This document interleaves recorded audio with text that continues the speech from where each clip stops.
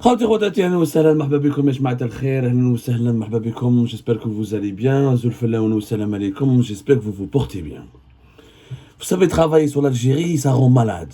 انا نقولها لكم انا je pense déjà je sais tout mon entourage me dit gars يقولوا لي Abdou toi tu vas mourir jeune. En Algérie te rend fou, te rend vraiment fou. Tu as beau être objectif, rationnel, rigoureux, froid, tu observes de la distance par rapport à l'actualité aux faits. Mais il y a certains événements, il y a certains dossiers, certains scandales qui te rendent particulièrement fou. Là, je pense que mon espérance de vie, elle arrête en cause. Plus on travaille sur l'Algérie, plus notre espérance de vie baisse. Mais c'est pas grave, c'est une cause juste et noble. Et nous espérons qu'à grâce à nos travaux, nos activités journalistiques, nos enquêtes, nos investigations, au moins on éclaire l'opinion publique et au moins on fait avancer notre pays. Justement, aujourd'hui, nous partageons avec vous une enquête que nous avions réalisée sur une entreprise chinoise et sur un personnage, sur un monsieur chinois qui s'est enrichi en Algérie sur le dos du trésor public algérien, sur le dos des impôts et des contribuables algériens et sur le dos des entreprises algériennes. Vous savez, notre pays, le régime Tebboune, il dit oh, nous sommes un pays de souveraineté nationale, nous protégeons la souveraineté nationale, la préférence nationale, nous soutenons la production nationale, nous soutenons les entreprises nationales. Il n'y a pas un pays aussi qui brade sa souveraineté et qui menace, qui compromet ses propres intérêts et qui ouvre les vannes, toutes les vannes aux étrangers et qui permet aux étrangers de faire tous les trafics sur son territoire national qui est l'Algérie, y compris aujourd'hui encore. La preuve, un personnage résume toute cette triste vérité. Ce personnage, c'est un homme d'affaires chinois, âgé de plus de 50 ans. Il s'appelle Qin Jianjun. Qin Jianjun. Qin Jianjun, au début des années 2000, quand il est venu chez nous en Algérie, dans notre pays, c'était qu'un simple ouvrier, parmi les milliers d'ouvriers chinois qui ont été ramenés par les entreprises publiques chinoises au début des années 2000 pour construire et lancer des grands chantiers en Algérie. L'Algérie, elle a fait le choix, avec l'époque dès le premier mandat de Bouteflika, à partir de 2000, 2001, 2002, de lancer de grands projets pour rattraper tout ce que nous avions pas réalisé pendant 10 ans, les années 90, où le pays était en guerre civile. Il fallait construire des routes, des autoroutes, des logements, beaucoup de logements. Il fallait construire des carrefours, des échangeurs, des routes nationales comme des autoroutes, des hôpitaux. Tout le pays était à reconstruire. Et on avait les fameux plans quinquennaux de l'Algérie où chaque 5 ans on consacrait en moyenne 200 milliards de dollars pour révolutionner, reconstruire le pays et rattraper tout ce retard-là. Ça a beaucoup profité aux grandes entreprises chinoises. Qin Jianjun, il était un simple ouvrier. Jusqu'à qui chef l'Algérie, qui va au trafic, où c'est possible de trafiquer en Algérie, que les Algériens s'en foutent de leur pays, qu'ils aiment l'argent facile, que ce sont des corrompus, etc. Derrière, il a créé une société, Smaha Gaia China Construction Company. Sauf que cette société qui s'installe, qui a commencé à travailler en Algérie depuis 2006, elle fait croire aux gens qu'elle est une société chinoise. Sauf que c'est un cas très particulier que ce que je suis en train de vous raconter, et tout est vérifiable, les services de sécurité connaissent le monsieur chinois, que moi je considère comme un parent dans la mafia chinoise en Algérie, je le dis et je l'assume. Monsieur Qin Jianjun, c'est le baron de la mafia chinoise en Algérie. Il y a une mafia chinoise qui s'est développée en Algérie, qui s'est malheureusement adaptée aux mœurs algériennes pour développer des pratiques mafieuses. Sa société Gaia China Construction n'a rien de chinois. C'est une entreprise algérienne qui a été créée en Algérie. D'ailleurs, les registres de commerce, vous allez la trouver qu'elle a été créée le 8 septembre 2006. En plus, une autre société s'appelle Gaia Promotion Immobilière, qui elle a été créée en Algérie le 6 octobre 2014. L'Oula, Gaia Construction Limited Company, elle avait un capital de 60 millions de dinars. Et Gaia Promotion Immobilière, elle a commencé le 6 octobre 2014 avec un capital de 60 millions de dinars. Les deux sociétés ont été créées en Algérie, ils n'ont absolument aucune relation avec la Chine. Ce ne sont pas des entreprises chinoises qui existaient en Algérie, qui sont venues s'installer en Algérie, qui ont été créées en Chine, ou là qui ont prospéré en Chine et qui sont venus travailler en Algérie. Ce n'est pas un investissement étranger direct. C'est un étranger qui est venu en Algérie, qui a créé ces deux entreprises. Et cette entreprise chinoise Gaia Group, c'est marrant ensuite Gaia Group, elle a des filiales en Chine. Elle a un bureau, elle n'a même pas des filiales en Chine. Hein. Elle a juste un bureau à Pékin, un bureau de représentation à Pékin. Et visiblement, d'après nos investigations, il a créé aussi un bureau où il a une filiale à Hong Kong. Parce que Hong Kong est un paradis fiscal pour trafiquer, pour cacher les devises qu'il gagnait depuis l'Algérie. Vous allez voir. Donc, il a ensuite, Hada le chinois, donc, il a créé Gaia, Construction de Gaia Promotion Immobilière. Il a ramené des ouvriers chinois. Il a fait exactement comme les entreprises publiques chinoises faisaient, sauf que M. Qin Jianjun, il fait du privé. Il a commencé donc à travailler, à prendre des petits marchés privés. Jusqu'à 2014. À partir de 2014, il explose jusqu'à 2016. On estime qu'il a participé directement ou indirectement à la construction de plus de 25 000 logements. Ensuite, il a grandi, il a acquis, grâce à ses toujours petites chipettes, M. Qin Jianjun, il a commencé à prendre des marchés importants. Au début, il travaillait avec des groupes, avec des hommes d'affaires privés. C'était lui qui a construit, par exemple, plusieurs concessions automobiles à le groupe Sovac, à Volkswagen. Les fameux les fameux beaux sièges à Sovac, Fischeraga, c'était lui. Il a construit d'autres concessions automobiles à Sovac à Alger, à Oran. Ensuite, c'est lui qui a construit pour l'Ulmi, l'oligarque algérien l'Ulmi, l'infrastructure de l'usine de montage et d'assemblage des véhicules Volkswagen fait Releasen. Ensuite, il a travaillé avec le milliardaire Ahmed Mazouz pour le complexe industriel qu'il voulait faire pour le raffinage du sucre. Il voulait faire le futur siège du groupe Tahkout qui devait avoir lieu à Bab Zouar. On va à l'armée. Bizarrement, il s'est retrouvé à obtenir des marchés fait l'armée.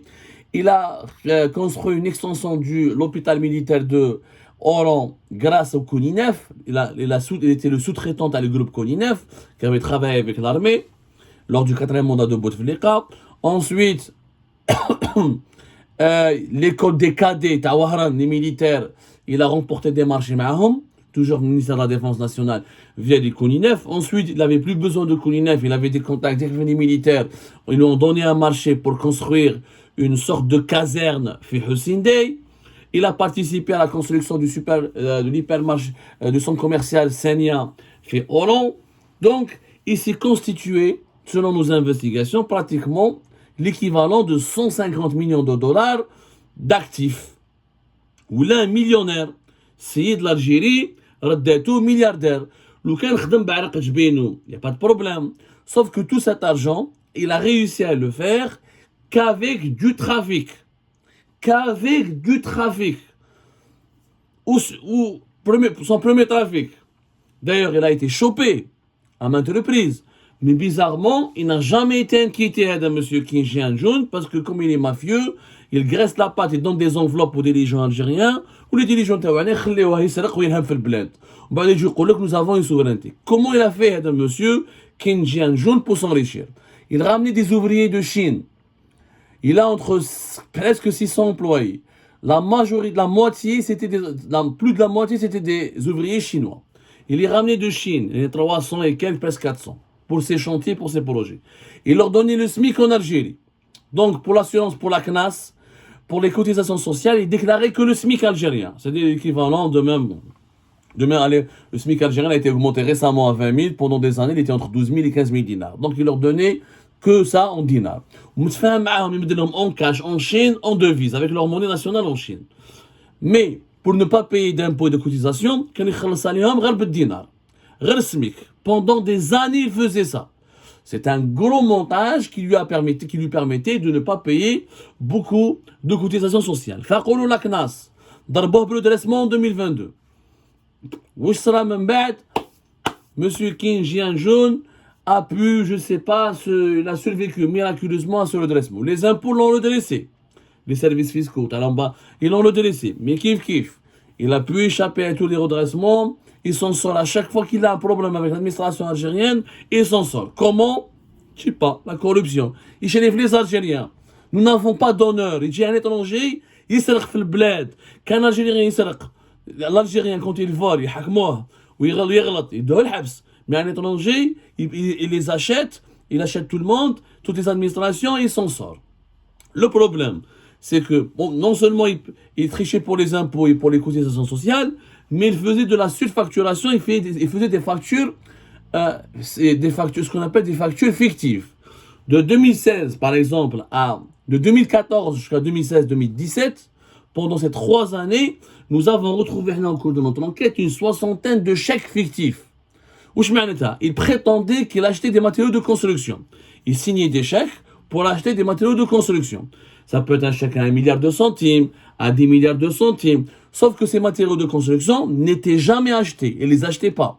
Allez, parce que quand il déclarait l'acheter, par exemple, nous avons là au cours de notre enquête, les 60aines de chèques que nous avons pu consulter, et dont nous allons reproduire dans notre vidéo les images de quelques chèques que nous avons obtenus, l'émission, le montage que nous allons faire tout à l'heure, parce que là, c'est une émission, vous avez compris comment nous fonctionnons fait Algérie Pat, on diffuse une émission brute, ensuite on la rediffuse avec tous les matériaux et les documents que nous avons pu obtenir pour étayer nos affirmations, comme on l'a fait avec le cas de Farid Bencher et sa collaboration avec des personnalités proches ou la membre éminente des services secrets israéliens ou américains.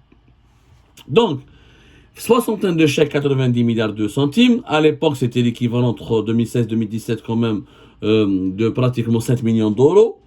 Le chèque, c'est des matériaux de construction. Il se ferme avec des entrepreneurs algériens. Il leur dit, allez, avec le chèque, moi je vous donne de l'argent. Allez-y encaisser le chèque. C'est-à-dire, ils boulent ensuite cet argent chez lui. Ils se font pas, c'est-à-dire, ils prétendent être ses clients. En réalité, ils lui restituent le cash, où ils mettent 4% pour chaque opération. C'est-à-dire qu'il leur donne un chèque de 1 milliard, il doit 4% de cette transaction. Et il faisait un chèque de 10 milliards, il reversait 4% de cette somme à l'entrepreneur ou à l'opérateur algérien qui accepte d'encaisser ce chèque et de prétendre qu'il a vendu des matériaux de construction à Gaia China Construction, ou la Gaia Promotion Immobilière, alors que il ne s'agit même pas d'autres, ce sont des transactions tout simplement fictives. La preuve, les factures Théo par exemple, il dit qu'à Constantine, il a acheté du fer à béton, du gravier, qu'il a livré ça, sauf que en Chine, Constantine, tu fais de l'opérateur qui lui a fait ses chèques, qui a encaissé ses chèques, mais il a un parc de matériaux de construction, ni un siège social en bonne et due forme, ni des équipements, ni rien qui prouve que ce sont des entrepreneurs fictifs. Un registre de commerce, il dit je suis un entrepreneur BTP, ça m'a un siège. Ou là, le siège est fermé, une simple adresse. Mais il a un parc de matériaux de construction. Mais il a des employés déclarés. Ou là, il a 3 ou 4 déclarés. Donc, il a une brouette et 2 pelles. Une brouette et 2 pelles. Et malgré ça, il encaisse des chèques de 10 milliards, de 20 milliards, de 30 milliards. Comme nous sommes un pays fiscalement arriéré, et que nous avons des services fiscaux totalement arriérés, rien n'a été vérifié et une 60aine d'opérations, ça lui a permis de récupérer l'équivalent de plus de 90 milliards de centimes entre 2014-2015, entre 2015, 2016, 2017. Il les a ensuite, il a acheté il les a convertis en devises, ça lui a ramené l'équivalent de 7 millions d'euros. Il les a transférés à l'étranger. avec les ouvriers يروحوا لاشين ويخبيهم في هونغ كونغ dans un paradis fiscal. Et c'est comme ça que ce monsieur s'enrichit régulièrement. Les factures fictives, il les fait régulièrement jusqu'à aujourd'hui encore. Jusqu'à aujourd'hui encore, il trafique. Il trafique sur les cotisations sociales, il fait de l'évasion fiscale, de la fausse facturation, il fait des transferts illicites de devises. Bien sûr, il dit qu'il a créé une filiale en Chine. Il fait croire aux autorités algériennes qu'il a besoin de tel nombre d'employés depuis la Chine, de tels matériaux de construction, de telles matières premières. Encore une fois, il ne fait que de trafiquer. Parce que ce qu'il fait, construire, tout est disponible seulement. Presque 90% de ce qu'il fait, la matière première, les ouvriers, les employés peuvent être disponibles sur le marché algérien. Mais tout le monde se contrefiche parce que ce promoteur, M. Kim Jong-un, il a accédé à des dirigeants importants où il leur graisse la patte, où il chérit. Où il y a l'armée, vous vous rendez compte? Où il y a le ministère de la Défense nationale. Oui, oui, des démarches importantes au sein de l'armée. Alors que c'est un trafiquant. Et vous allez, où il a fait des projets, des inaugurations, des ministres, il est impliqué dans des chantiers importants, à la Hachor, à Oran, à Birkhadem, à Qsantena, etc. C'est du vol. Je dis bien, ce n'est qu'une entreprise, elle n'est même pas chinoise, c'est quelqu'un qui... Alors, donc voilà comment un simple ouvrier, il est devenu millionnaire. Pour ne pas dire milliardaire en dinars et millionnaire en devises, parce qu'il a profité du système de la corruption en Algérie, du manque de patriotisme et de l'inadvertance et du manque de vigilance. Et on l'a sincèrement, il a eu affaire à des voleurs, il a volé comme les voleurs, il est devenu milliardaire en dinars et millionnaire en devises. Est-ce que vous pensez qu'un homme d'affaires algérien, un entrepreneur algérien pourrait faire la même chose en Chine? Est-ce qu'un entrepreneur algérien peut aller en Chine et ramener des ouvriers algériens qui travaillent en Chine? Jamais de la vie. Les Chinois, ils veulent un ouvrier de l'étranger.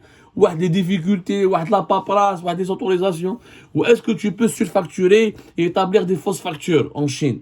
Comme le Chinois l'a fait en Algérie chez nous. Ou la raid de condamner à mort. Ou la raid de l'habs. روح surfacturer ou la fait des fausses factures en Chine. روح trafiquer sur les cotisations sociales. روح trafiquer avec le service du fisc chinois. Est-ce qu'un homme d'affaires algérien ou un entrepreneur algérien aurait pu faire ce que M. Kim Jong-un a pu faire en Algérie? Jamais de la vie. Mais comme nous ne nous protégeons pas notre pays, comme nous avons un système corrompu, dirigé par des corrompus, ben les étrangers qui veulent, des étrangers corrompus trouvent parfaitement leurs mots, trouvent parfaitement leurs intérêts et sont richistes. Je signale qu'il a été déjà auditionné par les autorités algériennes. Ketah Koninef, ou Mazouz, ou Tahkout, ou l'Olmi, qui étaient des clients à lui. Il est tombé dans la justice en 2020. Il n'a pas le même passeport. Il a été placé sous contrôle judiciaire. Mais depuis, rien. François Lehoux, bien sûr, comme il est chinois, il n'est pas algérien, c'est pas intéressant pour le buzz médiatique ou là pour les autorités algériennes de le placer en prison. Il rapporte, c'est pas une opération politique intéressante pour eux, ça prouve que c'était les affaires de lutte contre la corruption, Prost Hirak, c'était des affaires purement politiques. Le monsieur arrive à faire des affaires,